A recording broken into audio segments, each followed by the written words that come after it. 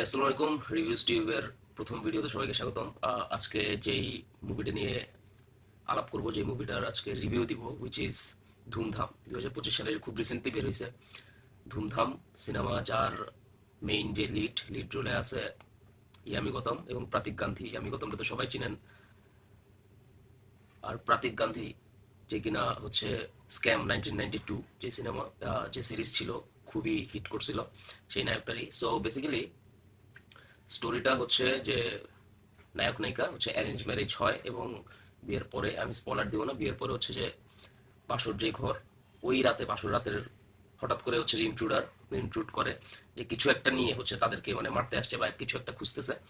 তো কি কাহিনী, জামাই বউ দুজনের কেউই কিছু বুঝতেছে না যে কি হইতেছে। তো এই নিয়েই হচ্ছে যে পুরো সিনেমা লাস্ট পর্যন্ত ওইটা কি বের হয় না বের হয় সবকিছু আপনার সিনেমা দেখলে বুঝবেন। তবে আমার মনে হয়েছে যে জাস্ট 1 ঘন্টা 48 মিনিটের সিনেমাটা খুবই এন্টারটেইনিং। ইয়ামি গৌতমের ফ্যান হয়ে যাবেন সবাই। তার যে ক্যারেক্টারটা সিনেমার মধ্যে 80% হচ্ছে যে পুরাই ইয়ামি গৌতম, কিন্তু নায়কের মানে একটা টার্নিং পয়েন্ট আছে যেখানে নায়কের আপনারা ফ্যান হয়ে যাবেন।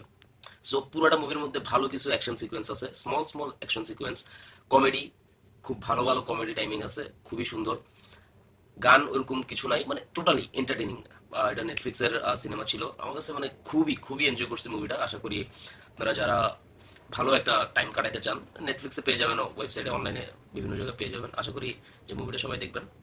সো ধুমধাম, I review this as 3.5 star out of 5। খুবই ভালো সিনেমা, আই এনজয়েড ইট।